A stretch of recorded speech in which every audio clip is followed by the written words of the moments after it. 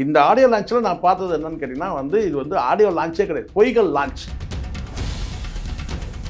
2021 நடந்த ஒரு டிராஃபிக் ஜாமை கொண்டு வந்து இப்போ நேற்றுக்கு நடந்த மாதிரி காட்டுறது எப்படி சரியா இருக்கும்? 85,000 பேர் உட்காரக்கூடிய இடத்துல ஒரு 35,000 பேர் உட்காந்துட்டு மீதி 50,000 பேர் பார்த்தீங்கன்னா இடம் காலியாக கிடக்கு. இந்த சோஷியல் மீடியா இன்ஃப்ளூயன்ஸரை வச்சுட்டு இந்த கூலிப்படை வச்சுட்டு இந்த நயன்தாரா கண்டுபிடிச்ச இந்த 3 குரங்குங்க இருக்குல்ல, அங்கே போய் உட்காந்துட்டு நீங்கள் என்ன தான் பில்டப் பண்ணால் ஒரு லிமிட் வேணாமா? எல்லாத்துக்கும் ஒரு லிமிட் இருக்குது. இர்ஃபான் போய் அங்கே விஐபியாக இர்ஃபான் இன்ஃப்ளூயன்ஸரை கூப்பிட்டுருக்குறாங்க. அப்போ பார்த்தீங்கன்னா அவர் உதயநிதிக்கு வேண்டப்பட்டவர். இந்த பொய்யார் பாலன் ஒருத்தர் இருக்கிறான், மலேசியாவை கண்ட்ரோலில் எடுத்துட்டாருன்றான். டேய் என்ன இது, என்னதான்டா ஹெட்டிங் வைப்பீங்க? தம்ப்லைன் பார்க்கறதுக்கே இப்போல்லாம் பயமாக இருக்குது.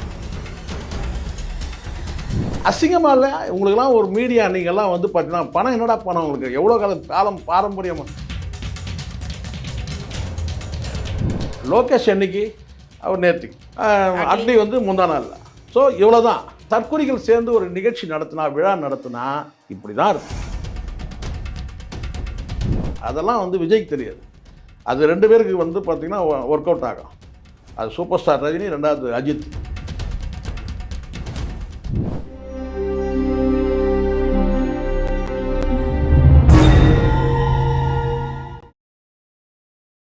ஆடுகளும் நேயர்களுக்கு அன்பு வணக்கம். இன்னைக்கு நம்மளோட சிறப்பு விருந்தினராக வந்திருக்காரு மூத்த பத்திரிகையாளர் திரு சேக்குவரா ஜெய்சங்கர் சார். வணக்கம் சார். வணக்கம். வணக்கம் சார். இப்போ தமிழ்நாட்டில் பார்த்தீங்கன்னா ஒரு விஷயம் தமிழ்நாட்டில் எல்லா உலக அளவுலேருந்து ஒரு பார்க்கப்பட்ட ஒரு விஷயம் தான். என்னன்னு பார்த்தீங்கன்னா ஜனநாயகன் படத்தோட ஆடியோ லான்ச். எல்லாரும் ரொம்ப எதிர்பார்ப்போடு, ஏன்னா தமிழ்நாட்டில் பண்ணாமல் மலேசியாவில் போயிட்டு மிக பிரம்மாண்டமாக பண்ணாங்க. எல்லா ஆர்டிஸ்ட் எல்லாம் முக்கியமானவங்கலாம் இன்வைட் பண்ணி, டேரக்டர்ஸ் எல்லாமே அந்த படத்தில் நடித்தவங்க. பிரம்மாண்டமாக பண்ணல, பிரம்மாண்டமாக காட்டினாங்க. பிரம்மாண்டமா தான் சார் எங்களுக்குலாம். தொடர்ந்து அந்த பிரம்மாண்டத்தை தொடர்ந்து நிறைய விமர்சனங்கள் வந்துகிட்டே இருக்கு சார். அதை பற்றி உங்களுடைய கருத்து? அதான் நான் சொன்னேன், பிரம்மாண்டமாக பண்ணலை, பிரம்மாண்டமாக காட்டினாங்க, சீன் போட்டாங்க அப்படின்னு சொல்லலாம். எவ்வளோ சீன் நம்ம பார்த்துருக்குறோம் இல்லையா?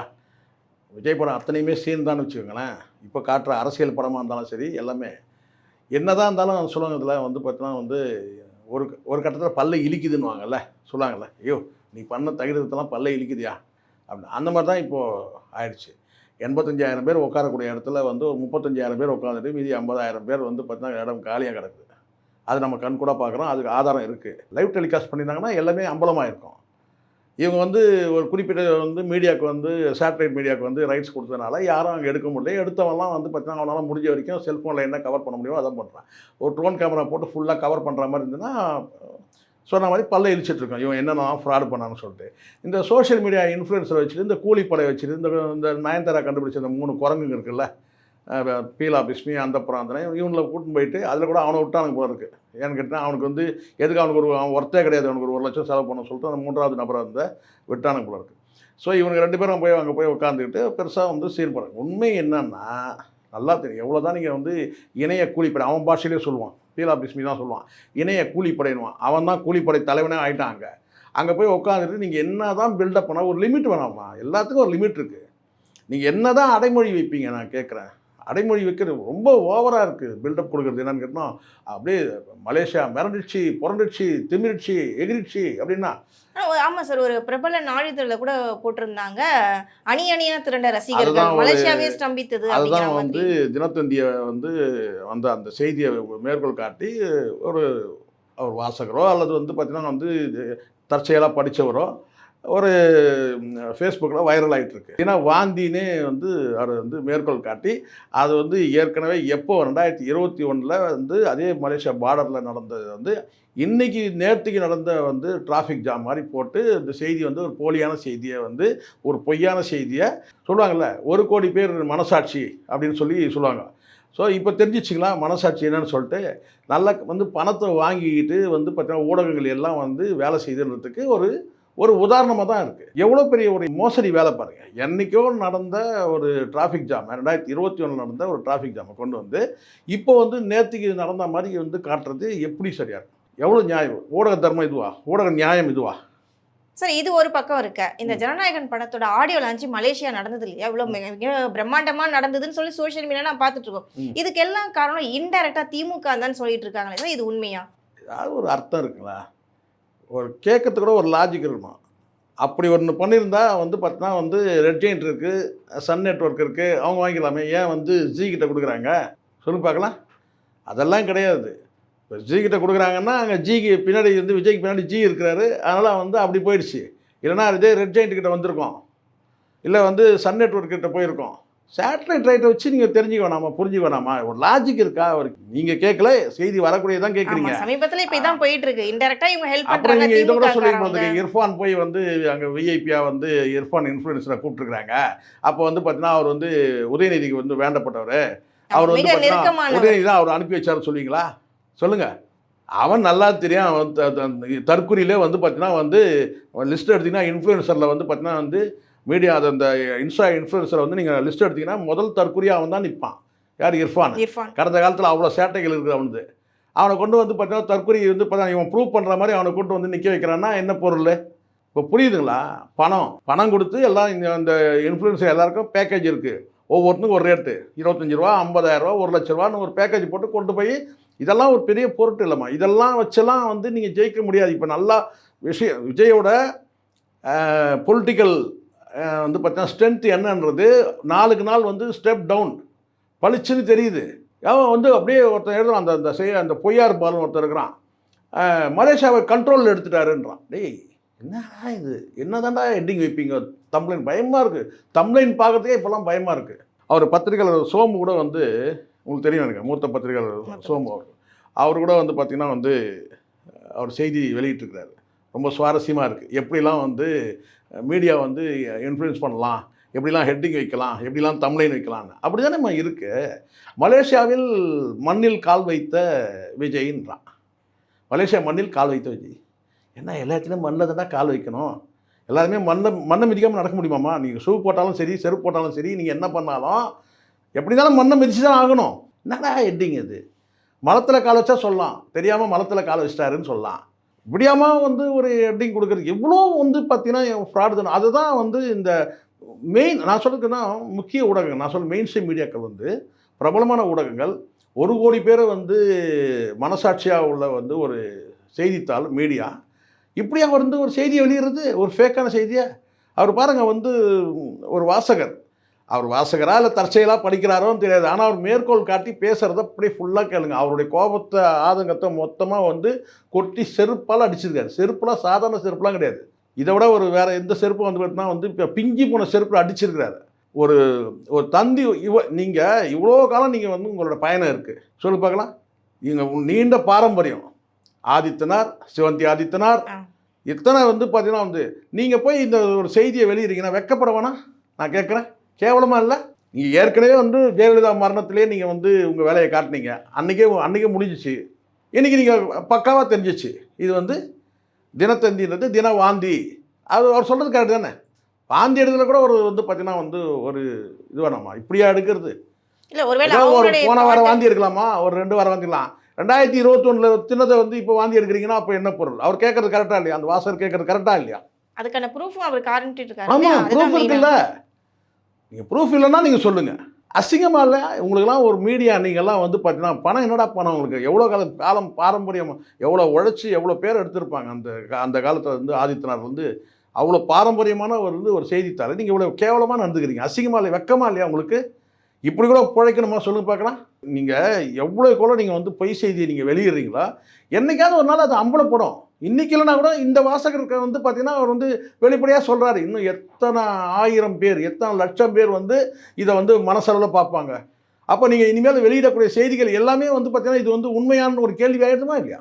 திருந்துங்களா? சரி, அப்படியே தவறான செய்தி வெளியிட்டிருந்தால் கூட ஒரு மறுப்பு செய்தி வெளியிடணும். அதுதான் வந்து ஊடக தர்மமே. அதுதான் சரி. தெரிஞ்சோ தெரியாமல் ஒரு ஊழியர் கூட தவறு பண்ணிட்டாருனா கூட உடனே அதுக்கு வந்து பார்த்தீங்கன்னா வந்து அதுதான் அவருக்கு அந்த வாசகர் கேட்குறதும் அதுதான். அவர் மேற்கோள் காட்டுறவர் பேசுகிறதும் அதுதான். என்ன சொல்கிறாருங்கன்னா, இது மாதிரி தவறு நடந்துச்சுன்னா கூட நீங்கள் வந்து பார்த்தீங்கன்னா அது மறுப்பு செய்தி விடணும். இப்படியா வந்து நீங்கள் ஏமாற்றுவீங்க பப்ளிக்கை வந்து பார்த்தீங்கன்னா எவ்வளோ நாளைக்கு இந்த ஏமாற்று வேலை வரும்? அப்போ இதுதான் நான் சொல்கிறேன். இது வந்து முழுக்க பணம் வாங்கிக்கிட்டு ஊடகங்கள் செயல்படுதுன்றதுக்கு இதுதான் உதாரணம். யாரை உதாரணம் காட்டணும் பாருங்க. பாரம்பரியமான நாளிதழ் அதை நம்ம வந்து உதாரணமாக சொல்கிறோம். ஊடகங்கள் வந்து பார்த்தீங்கன்னா வந்து பணம் வாங்கிட்டு பொய் செய்தியை வெளியிடறான்றதுக்கு இதுவே ஒரு அத்தாட்சி ஆயிடுதா இல்லையா? சார், இதுக்கடையில் இன்னொரு விஷயம் பார்த்தீங்கன்னா, நம்ம சூப்பர் ஸ்டார் ரஜினிகாந்த் படங்கள்லாம் இப்போ சூப்பர் ஸ்டார்ல எந்த நடிகராக இருந்தாலும் அவங்களுடைய படம் முடிஞ்சு ஆடியோ லான்ச்சோ இல்லாட்டி ரீரிலீஸ் பண்ணும்போது வந்து அந்த படத்தில் முக்கியமான டேரக்டராக இருந்தாலும் சரி ப்ரொடியூசராக இருந்தாலும் ஸ்டேஜில் கூப்பிட்டு இன்வைட் பண்ணி தேங்க்ஸ் சொல்லுவாங்க. ஆனால் இந்த ஆடியோ லான்ச்சில் இந்த ஜனநாயகன் ஆடியோ முற்றிலும் வேறு விதமாக இருந்துச்சு. வேற அதாவதுமா ஒரு குறிப்பிட்ட ஒரு ஒரு வார பத்திரிகை வந்து விஜய் வந்து அழகை குறித்து ஒரு செய்தி வெளியிடுறாங்க. அதுக்கு பிறகு வந்து பார்த்தீங்கன்னா அதே செய்தி அதே வந்து வார பத்திரிகையில் வந்து பார்த்தீங்கன்னா விஜய் வந்து ஒரு பேரழகனாக வந்து காட்டுற வேலைகள் நடக்குது. அதுக்கு பின்னாடி வந்து பார்த்தீங்கன்னா நம்ம இதை உதாரணமாக சொல்லுவாங்க பலரும். ஒரு காலத்தில் வந்து அவருடைய அட்டை படத்தில் வந்து அவர் வந்து விமர்சனம் அழகே இல்லைன்னு சொன்னவங்க அப்புறம் அட்டை படத்திலே போட்டாங்கன்னு. அந்த அட்டை படத்தில் போட்டதுலேயும் வந்து பார்த்திங்கன்னா வந்து அதில் ஒரு அரசியல் இருக்குது. அப்போ பிரசாந்த் வந்து ரொம்ப பேரழகன்னு சொல்லி பேசப்பட்ட காலத்தில் அன்னைக்கு வந்து எஸ்ஏசி வந்து சம்மந்தப்பட்ட ஒரு பத்திரிகை போயிட்டு அவரோட அட்டை படத்தை போட்டு பெரிய அழகனாக வந்து காட்டுறதுக்கான அந்த வேலையெல்லாம் நடந்தது. இது வந்து உள்ளடி வேலை, இது ஒரு பக்கம் நடந்தது. இப்போது அதே சமயத்தில் இன்னொரு வேலையும் நடந்தது. இவர் வந்து பெரிய பேரழகன்னு சொல்லி காட்டுறதுக்கு விஜய் அழகன் காட்டுறதுக்காக என்ன பண்ணாங்கன்னா அவரோட கதாநாயகன் நடித்தவங்களை அத்தனை பேரையும் வந்து பார்த்திங்கன்னா ஒரு ஸ்டேஜில் ஏற்றுனாங்க. கதாநாயகியாக இவர் கூட சேர்ந்து நடித்த அத்தனை பேரையும் வந்து அத்தனை பேர் தான் கிட்டத்தட்ட ஒரு 10 பேருக்கு மேலே வந்து ஸ்டேஜில் ஏற்றி வந்து பார்த்திங்கன்னா அதை வந்து ஒரு நிகழ்ச்சியாக நடத்துனாங்க, ஒரு ஈவெண்ட்டாகவே நடத்துனாங்க. இது வந்து இவரை காட்டுறதுக்காக, சரிங்களா? ஸோ இது ஒரு காலகட்டத்தில் நடந்தது. இந்த மாதிரி கேட்டால் இப்போது என்ன செஞ்சிடணும், இந்த ஸ்டேஜில் என்ன பண்ணிடணும், அவரோட சேர்ந்து கடைசியாக படத்தை இயக்குனர்களை 3 பேரை காட்டுறீங்க. ஆனால் ஒன்று ஆரம்ப காலத்துலேருந்து உங்களை வந்து பார்த்தீங்கன்னா இயக்குனர் சரி அப்பா விட்டுருங்க, அப்பா வந்து நீங்கள் அப்பான்ற ரோலில் கட்டி பிடிச்சிங்களோ இல்லை ஏதோ பண்ணி சீனை போட்டிங்கன்னு வச்சிங்களேன், அது ஒரு பக்கம் இருக்கட்டும். ஆனால் எத்தனை இயக்குனர்கள் வந்து ஒரு 30 வருஷத்துக்கு முன்னாடி உங்களை சினிமாவில் அறிமுகப்படுத்தினவங்க வந்து நாளைய தீர்ப்புக்கு பிறகு எத்தனை படங்கள் இயக்குனவங்க இருக்காங்க, எத்தனை பேர் தயாரிப்பாளர் இருக்காங்க? யாராவது 2 பேர், ஒருத்தர், யாருமே இல்லை. லோகேஷ் என்னைக்கு, அவர் நேர்த்திக்கு, அட்லி வந்து முந்தா நாள். ஸோ இவ்வளோ தான். அப்படி இருக்கும்போது இதெல்லாம் இப்போ தான் புரிஞ்சுக்கணும். இதெல்லாம் கேட்டால் தற்கொலைகள் சேர்ந்து ஒரு நிகழ்ச்சி நடத்தினா, விழா நடத்தினா இப்படி தான் இருக்கும். முழுக்க இது நான் என் பார்வையில் நான் சொல்கிறேன். இந்த நிகழ்ச்சியே வந்து பார்த்தீங்கன்னா ஃபேக். எல்லாமே செய்திகள், வரக்கூடிய செய்திகள், வெளியிடக்கூடிய செய்திகள் எல்லாமே வந்து ஃபேக்காக வந்துட்டுருக்கு. இது எவ்வளோ நாளைக்கு நிற்கும்? இது உண்மை இல்லை, ரியாலிட்டியே கிடையாது, சுத்தமாக இல்லை. சார் இது இப்படி இருக்க இந்த படத்தோட இயக்குனர் வினோத் இருக்காங்க இல்லையா, அவங்க என்ன சொல்கிறாங்கன்னா இது முழுக்க தளபதிக்கான 100% தளபதிக்கான படம் அப்படிங்கிறார். அப்படி பார்க்கும்போது இப்போ வரக்கூடிய நாட்களில் அவர் அரசியலை தான் ரொம்ப விமர்சனம் பண்ணியிருக்காரு, அரசியலை பற்றி தான் பேசிட்டு இருக்காரு. அப்படி பார்க்கும்போது ஜனநாயகம் படம் வந்து அரசியல் பேஸ்டான ஒரு படமாக இருக்குமா? இல்லை, எனக்கு அந்த படத்தை பொறுத்த வரைக்கும் எனக்கு பெருசாக வந்து ஒப்பீனியனே இல்லை. காரணம் கேட்டிங்கன்னா வரக்கூடிய தகவல்கள் எல்லாமே வந்து பார்த்திங்கன்னா வந்து பகவான் கேசரிலேருந்து ஒரு 60% வந்து அந்த படத்தை இருக்குது. மீதியை வந்து இவங்க கதையை மிக்ஸ் பண்ணியிருக்காங்க. அவர் வினோத் 1000 சொல்லலாம். ஆனால் படம் வெளியே வரும்போது பார்த்திங்கன்னா எப்படி இருந்தாலும் வந்து கடந்த காலத்தில் எவ்வளோ படங்கள் வந்திருக்குமா, விஜய் நடிக்காத படங்கள் எவ்வளோ படங்கள் வந்திருக்கு, எவ்வளோ வித்தியாசமான கதைகள்லாம் இருக்குது. புதுசாக ஒன்றும் வந்து இவங்க எங்கேயோ வந்து பார்த்திங்கன்னா இவங்க அங்கேருந்து கொஞ்சம் இங்கேருந்து கொஞ்சம் வந்து கொஞ்சம் கொஞ்சமாக பேர்த்து எடுத்து வேணால் வந்து புதுசாக கட்டமைகளை தவிர முற்றிலுமாக வந்து ஒரு புதிய கதை எதுவும் இருக்க போகிறதில்ல. இதுதான் உண்மை. வித்தியாசமாக எதுவும் சிந்திக்க போகிறதும் கிடையாது. அதுவும் இவங்கெல்லாம் பிரம்மாண்ட இயக்குனர் ஆகிட்டாங்க. வினோத்தாக இருக்கட்டும், நெல்சனாக இருக்கட்டும், வந்து லோகேஷ் கனகராஜன், இவங்கெல்லாம் வந்து பார்த்திங்கன்னா இவனுக்கு ஒன்றும் தெரியாது. அதிகபட்சம் பார்த்தீங்கன்னா போதை மருந்து இல்லை வந்து பார்த்திங்கன்னா வேறு ஏதாவது வந்து பார்த்திங்கன்னா வந்து அடிதடி வெட்டு குத்து இல்லையே விட்டுனா அதை போட்டு அடுத்த சந்தக்கா சாதிக்கிட்ட போயிடுவானுங்க, அவ்வளோதான். இதை தாண்டி இவனுக்கிட்டலாம் வந்து ஒன்றும் பெருசாக ஒன்றும் நம்ம எதிர்பார்க்கலாம் முடியாது. இதை தாண்டி எதுவும் இருக்கவும் போகிறதில்ல. அவர் வந்து பார்த்தீங்கன்னா அதுவும் இன்னும் சொல்கிறாங்கன்னு கேட்டால் வந்து நான் வந்து பகவான் கேசரியில் வந்து சில காட்சிகள்லாம் எடுத்து குட் டச் பேட் டச் பற்றி சொன்னேன். இவனுக்கு குட் டச் பேட் டச்லாம் என்ன சொல்கிறதுன்னு தெரில. இவனுக்கு தகுதி இருக்க முதல்ல குட் டச் பேட் டச் பற்றி சொல்கிறதுக்கு, பெண்களுக்கு சொல்லித்தரதுக்கு. பெண்களுக்கு பாதுகாப்பு சொன்னால் அவன் என்ன கதியில் நடந்துருன்னு பார்க்கணும். ஏன் இன்னும் கூட பார்த்தீங்கன்னா இந்த இதுவே வரட்டுமே, ஆடியோ லான்ச்சோட வந்து பார்த்தீங்கன்னா வந்து முழு வீடியோ வந்து சேட்டலைட்டை வரட்டுமே, அப்போ தெரியும் அங்கே யார் வந்து பார்த்தீங்கன்னா என்னென்ன ட்ரெஸ்ஸில் வந்து உட்காந்துருந்தாங்கன்றது அப்போ தான் தெரியும். அரைக்குறை உடையில தான் வந்துருக்கு போகிறாங்க. சார் ட்ரெஸ்ஸுன்னொடனே எங்களுக்கு இன்னொரு கேள்வி கேட்கணுன்ட்டு, இந்த ஆடியோ லான்ச்சுக்கு வரும்போது தளபதி விஜய் வந்து ரொம்ப காஸ்ட்லியான ஒரு ஜர்க்கின் போட்டுட்டு வந்தாங்க அப்படின்னு. அது போய் காஸ்ட்லியான ஜர்க்கின்லாம் கிடையாதுமா, அது என்னதுமா, அது வந்து பார்த்தீங்கன்னா வந்து நாட்டு வைத்தியருடைய கோட்டு மாதிரி இருக்குது. நீங்கள் அதை சார் அது கிட்டத்தட்ட 1,25,000 என் பார்வைக்கு ஒரு நாட்டு வைத்தியர் கோட். நாட்டு வைத்தியர் பார்த்துருக்கீங்களா நீங்கள்?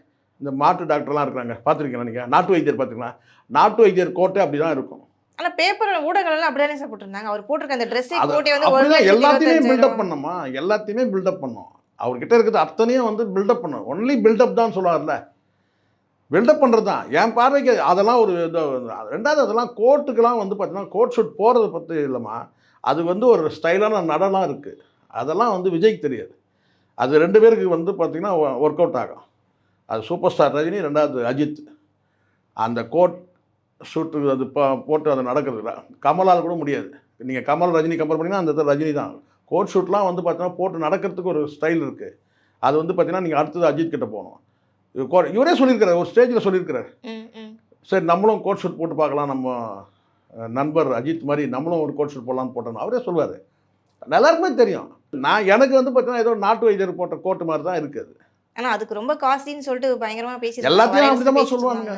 எல்லாமே காஸ்ட்லி, எல்லாமே வந்து பில்டப் தான், ஃபுல் அண்ட் ஃபுல் பில்டப். நிறைய பொய்கள் நிறைய இருக்குது. இந்த ஆடியோ லான்ச்சில் நான் பார்த்தது என்னன்னு கேட்டிங்கன்னா வந்து இது வந்து ஆடியோ லான்ச்சே கிடையாது, பொய்கள் லான்ச். தொடர்ந்து பேசுவோம் சார். நன்றி, வணக்கம். நன்றி, வணக்கம்.